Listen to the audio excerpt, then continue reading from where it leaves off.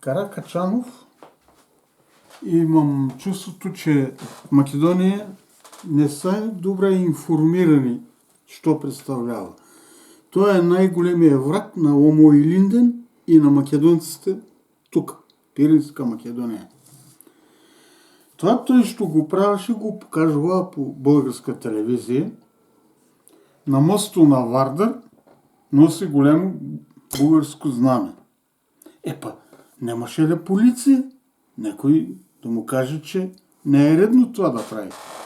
Но то може би само докато мине моста, ама той си е направил това. А тук на телевизията го дават, това е много важно, битно. Последно в Битола правят клуб Тодор Александров. Той там говори легално, не така остро, но все пак ще правят толкова народ македонци. Тото е душмани на Македония и на македонците. Това е факт. Така е, ти. Той е нацист. Тук сега представата, че окупация в Втората светска война не е имало в България. Те са били на гости. Туристи били. Те, българите, викат, историята е история. Добре, кажете. Окупация. То не може ке влезеш с армия и с полиция, а било туризъм. Ама имаме ние. А седна 9000 или 10 000 евреи, айде, в Германия, в концлагера един не се е върнал. Тук в България очуваха евреите, това е убаво, добре. Ама в Македония? Сите ги от нас. Сите. Ние имаме родни, на кой е убиен от нашите диме? От Башевци, кой е горе? От Керамичиоци. Да. Ще го вързали за дърва бугарите. Кой? Душан, брат на баба. На баба му бугарите го вързали, го тепале вързан с симджири. Го тепале на дърво там горе. На майка ми брат на 17 години, 18 отепан. И сега туристи. Сега ке пишат, сам се отепал. Да, сигурно. Така ке го... Вместо да се извинат, знаеш, правевме, айде да бидеме приятели, он истото.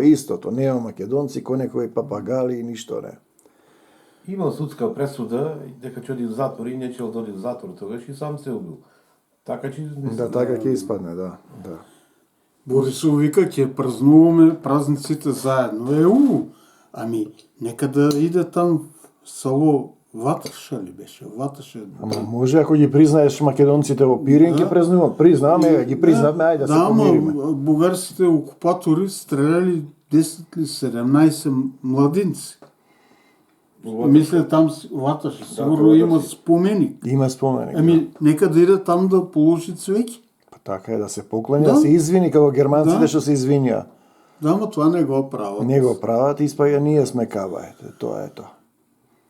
Заборават, че тога, когато е била окупацията в Македония, България е била сателит на хитлеристка Германия и на Хитлер.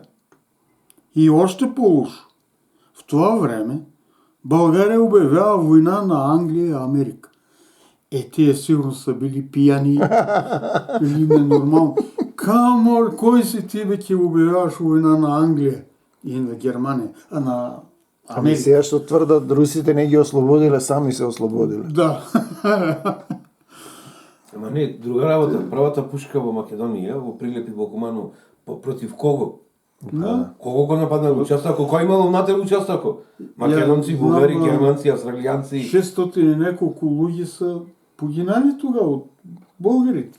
Така е, да. Ка беше алејата? Тогаш историјава што сме ја учели од 45-та наваму до 2020. Погрешна историја сме учили. Историчариве 1, 2, 300 историчари поминале до сега. Сите грешеле, сега некој ја исправа работа, утре са мајни. Ете, тоа е. Ај, ова го каже убаво, фала му на Господа, нека не чува Господ.